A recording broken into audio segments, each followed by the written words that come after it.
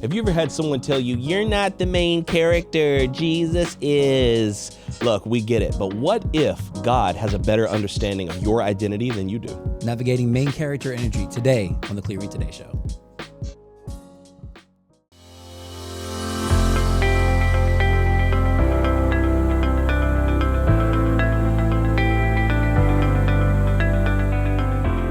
You're listening to Clearview Today with Dr. Abidan Shah, the daily show that engages mind and heart for the gospel of Jesus Christ. I'm Ryan Hill. I'm John Galantis. Welcome back to the show. Welcome back to the studio. We are glad to have you joining us today for another great conversation with our host, Dr. Abidan Shah. If you're just joining us for the first time, never heard the show before, Dr. Shah is a PhD in New Testament textual criticism, professor at Carolina University, author, full-time pastor, and the host of today's show. Dr. Shah, good to see you, my friend. It's good to be here. You ever had somebody, as Christians, we are on a never-ending quest, for some reason, to humble other Christians. We have to make sure that other Christians, especially pastors, know their place. And we have come up with, I think, the cliche to end all other cliches. This cliche puts all other cliches to pastor. To pasture, I should say. This is not about you. The story's not about you. Dr. Shah, did you know you're not the main character of the story? God is the main character of the story. I do. And of course. Well, that sounds noble. That sounds great. And I do understand the heart behind it. But I think many times we give over to the world what rightfully belongs to us. There you go. And I guess I'm revealing my hand here. If you say that God is the main character of the story, then who's the director? That's right.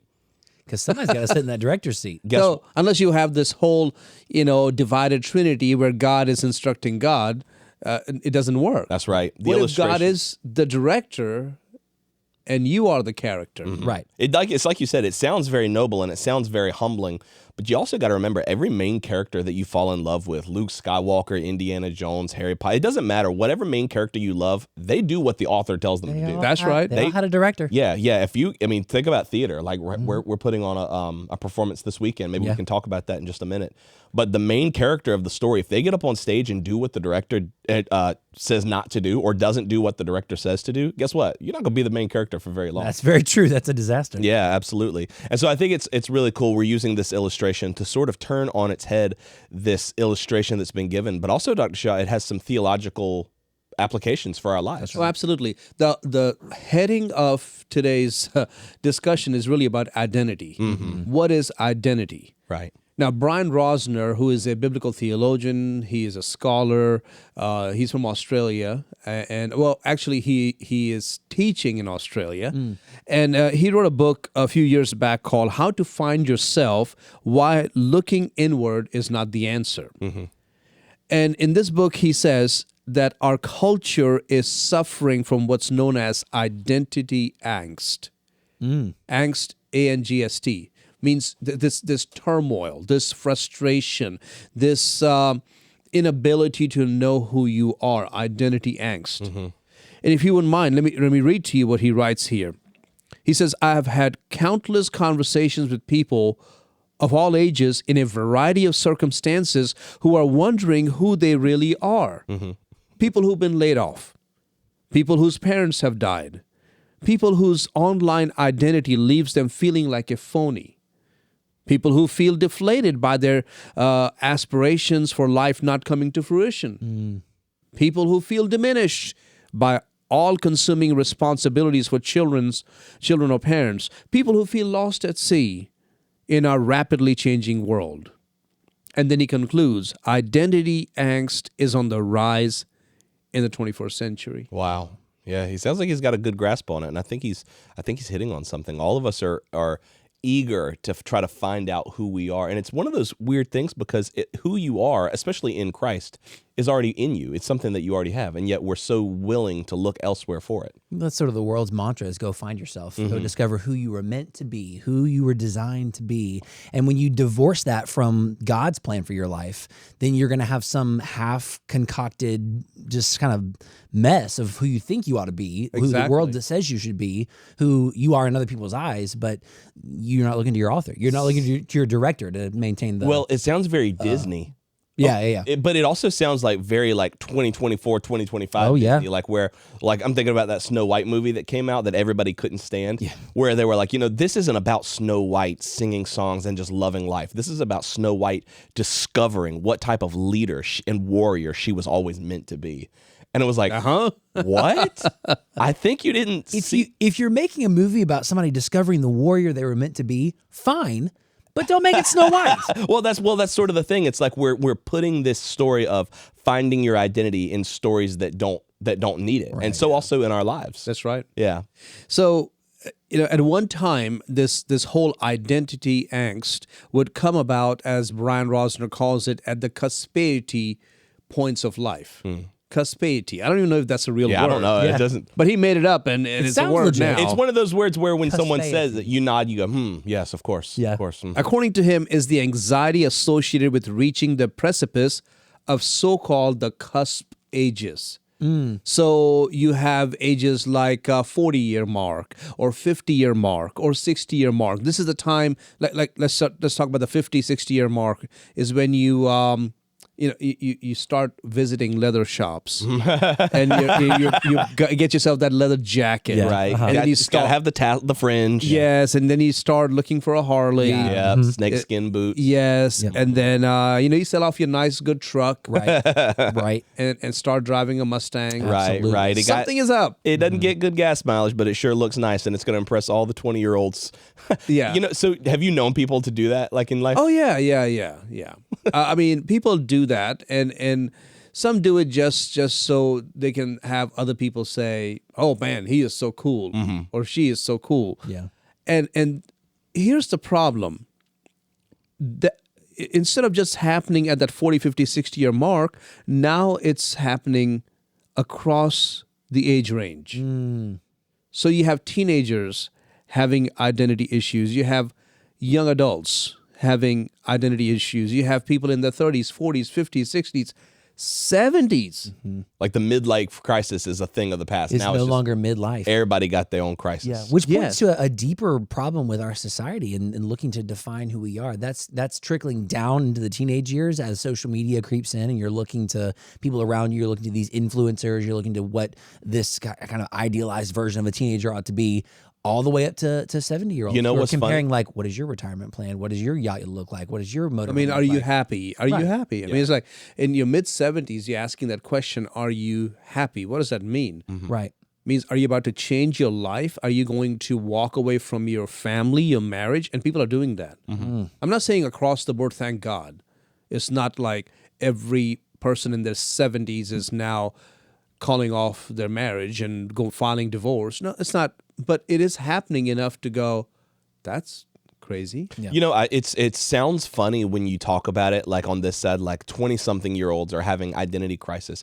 It sounds funny when you're in your 30s and 40s, but I remember sitting in your office telling you how unsatisfied I felt because I was thinking that by 21, 22, we should have gold albums. We should have like platinum albums. We should be like on top of the world, because you see on YouTube and on the internet, all of these 20-somethings who are millionaires, billionaires, whether they are or not, I don't know, but that's definitely the image where they're living in these lush houses and they're making videos and they're making impact and they're changing the world, and they're all very, very young. And so I remember feeling it like at 23, 24 years old, like, what am I doing with my life? Why is this not happening? Right. You see these superstars that are so young. I mean, even like teenage stars into those early 20s, and they're getting so much airtime that your brain sort of tricks itself into believing that this is the case across the board. Every young 20-something needs to do this. Every 19-year-old needs to have this level of success, when really this is just a fringe outlier case, but it's getting so much airtime, you think this is normative. Right. And that's where the identity angst comes in. And you see people who are talented, gifted, good looking, and they feel like if that's happening in their life, it should also happen in my life. Now let's back up for a moment and talk about what makes our identity.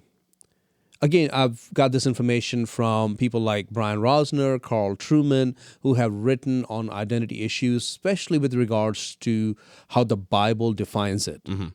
And Rosner identifies 11 traditional identity markers.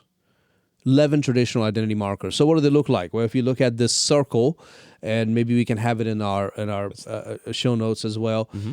You have race, ethnicity, and nationality. That's part of your identity makeup. You know, I guess if you want to use the word race or ethnicity, I would say Indian. But nationality, the first 17 years of my life, I identified as an Indian national. Right. But then I came to America, and in time I changed my citizenship to American because I believe that American values and the history of this nation and how I find myself at peace here, that I chose to become an American citizen. And one of the best decisions next to, I would say, being saved or next to finding Nicole as my wife, I would say this would be the third. Yeah, absolutely. Is becoming an American citizen. That's part of my identity now. Right. Another identity marker would be the culture. People grow up in the North.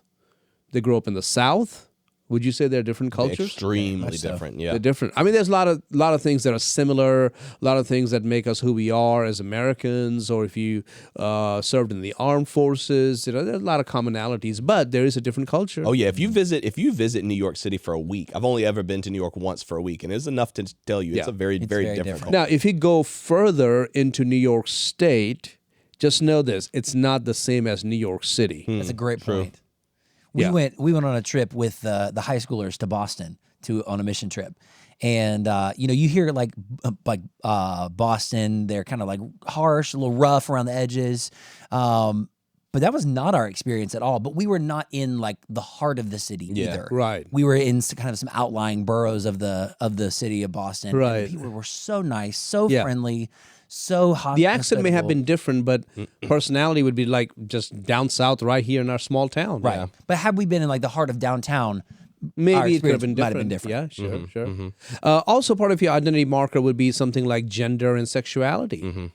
And by the way, if I may add here, that this is being used for a whole different purpose in the past 5, 10, 20 years. Right. Where gender and sexuality have come to dominate what people think about their identity. That's exactly right. And I think it's very unhealthy. I think it's very wrong.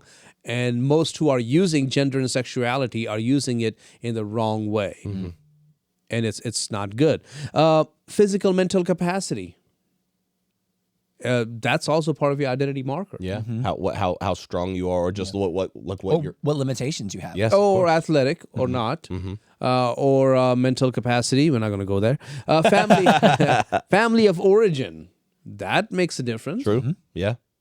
I mean, you guys come from different families. Yeah. I come from a Greek family, so there a lot of that tradition is sort of. It's sort of held on loosely, but it has lasted over the years. My family always loved going to the Greek festival, so there was lots of Greek influence. Do you remember going to the Greek festival? When I was a little kid. When I was really? a little, you remember?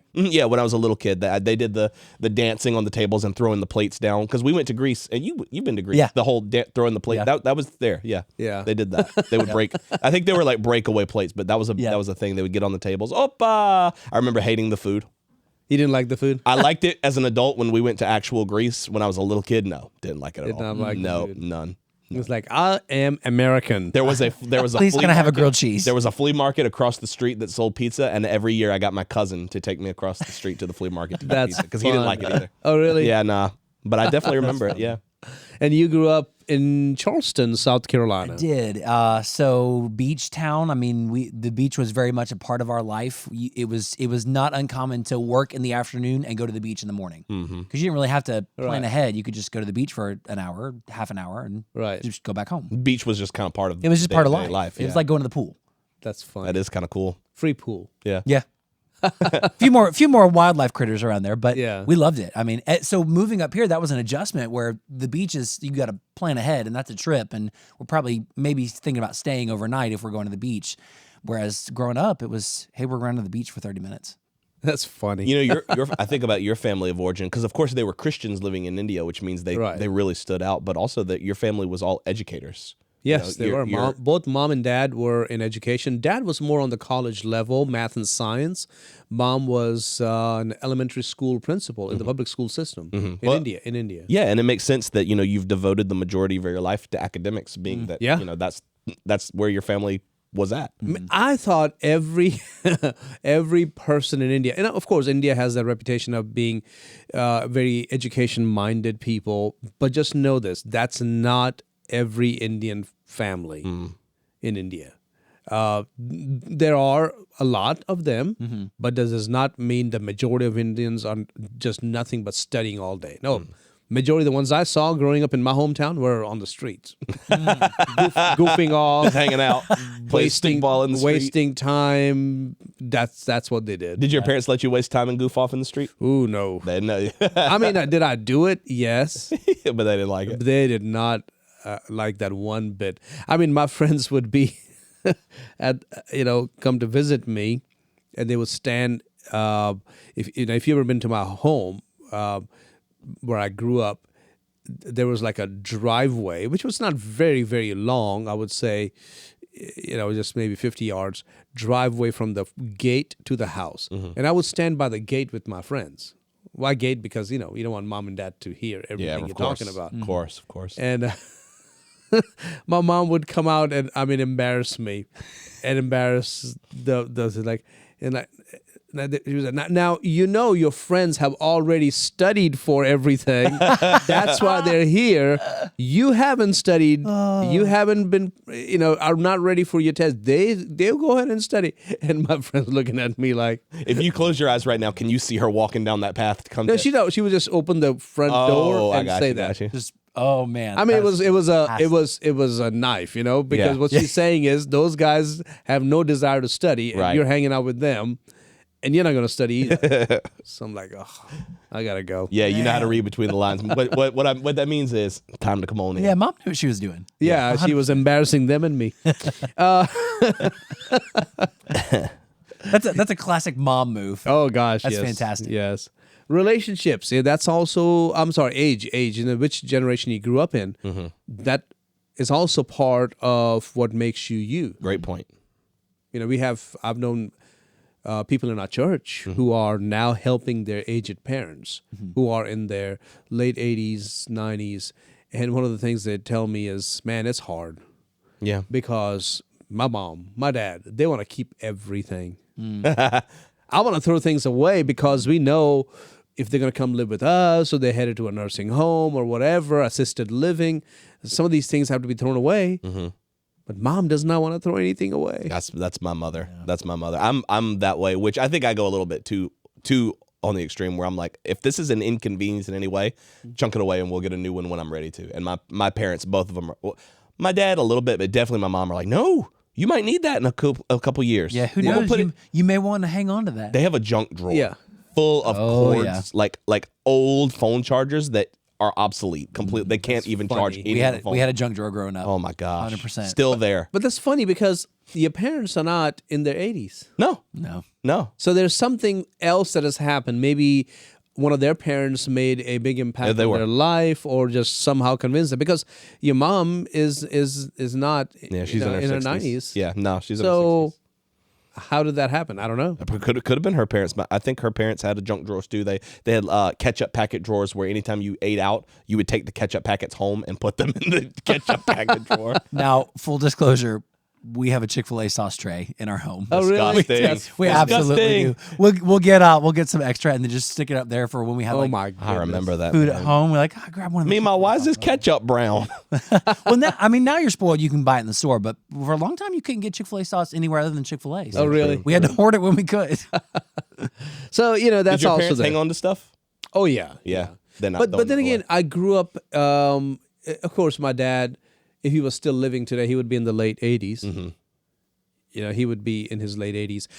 So he was a product of his generation, but also growing up in India, where things are not so readily available, you had to fix things. Yeah, you showed me how to make a record player out of a CD, cardboard, and a thumbtack. Yeah. Remember that? Yes. That's really Yeah, cool. that was incredible. Yeah, and doggone, it really worked. You Yeah, could it hear did. the song too. It worked. It's like, dang, I mean, so MacGyver over here. you have to do whatever you can to make things work. Yeah. You don't sit back and say, but it's broken. I don't know. We need to order another one. Can we order that on Amazon? No. And I think if we really watch ourselves, we can save a lot of money if we do work on repairing True. things. Yeah, that's true. Absolutely. So age is also one of the identity markers. Then there's relationships.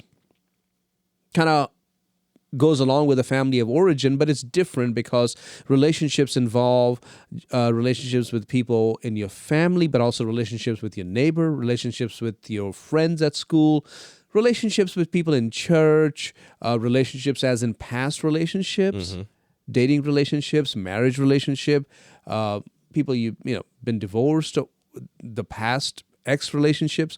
All those are very formative in your identity. That's true.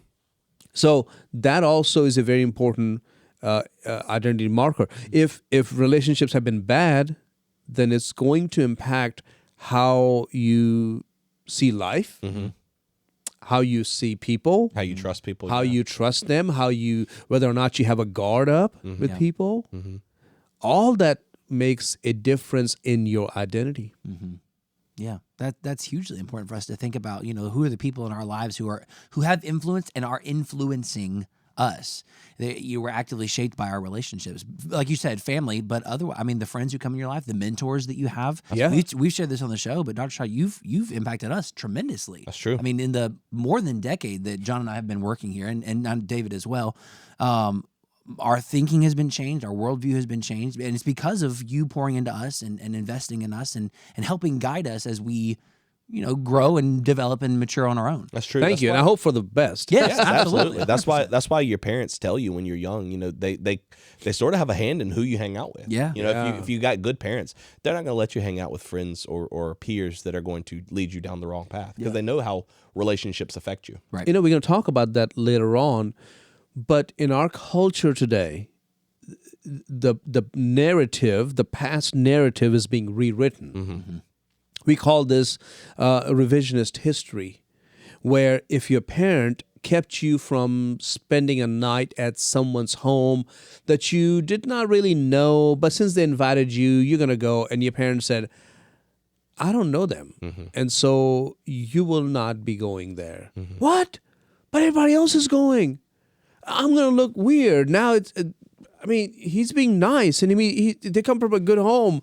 I don't understand why. And your parents are like, I'm sure they come from good homes, or that family is a good family or whatever, but I just don't know them. I cannot, in a good conscience, let you stay overnight at that home. Now in our culture, and again, we're going to talk about this later on, but just to kind of put it out there, the revisionist history says you were overprotected. You were, in a sense, went through a form of abuse because your parents did not allow you the freedom that you needed to flower and grow and become the person you could have been. And all the negative things that you don't like about yourself, that you get anxious, or you are sort of protective, or you do not quickly make friends, is because of how your parents treated you. They overprotected you.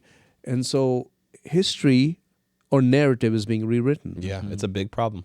It's a big problem. Yeah, and it's one that is it gains steam with an online presence. Yes. Because people talk about it and they put it out there like this is not only of a viewpoint, but this is a good viewpoint to have. It is a badge of honor that you have gone through difficulty as a child and you've been traumatized, and now you have every right to view your parents or view your guardians as the enemy and cut contact with them. That's right. Right. There is a place where people have gone through abuse. And I'm not saying abuse in the sense of it has to be the worst kind, physical or sexual. No, sometimes it is emotional. Right. Yeah. Sometimes it is mental abuse. Sometimes it is even spiritual abuse, where the Bible was beaten over your head, and that's not good. Legalism.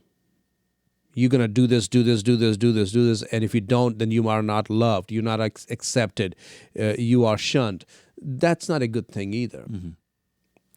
But to take everyday normal parental concern and care and turn that into, oh my goodness, my life was horrible. Yeah. I've been a victim of abuse by this Christian fundamentalist parenting, and you take it to that level, that's when you're going to have troubles, because you are creating a persona that never existed. That's right. And the world is very happy to back that persona up. There's going to be documentaries. There's going to be online stories. There's going to be people who want you to feel that way and to think that way so that you can fall into that victim mindset. And I think, Dr. Shah, like you said, that's going to deserve its own episode, because it's a big problem. It's a big I definitely want to to spend some time on this, because this is a big issue. Identity angst is something that, like I said, Rosner mentioned back in 2015, I believe, or 2017. Oh, we're still right there. Oh, yeah. And we will be here for a long time. 100%. But if you go back to this 11 traditional identity markers, the next is occupation.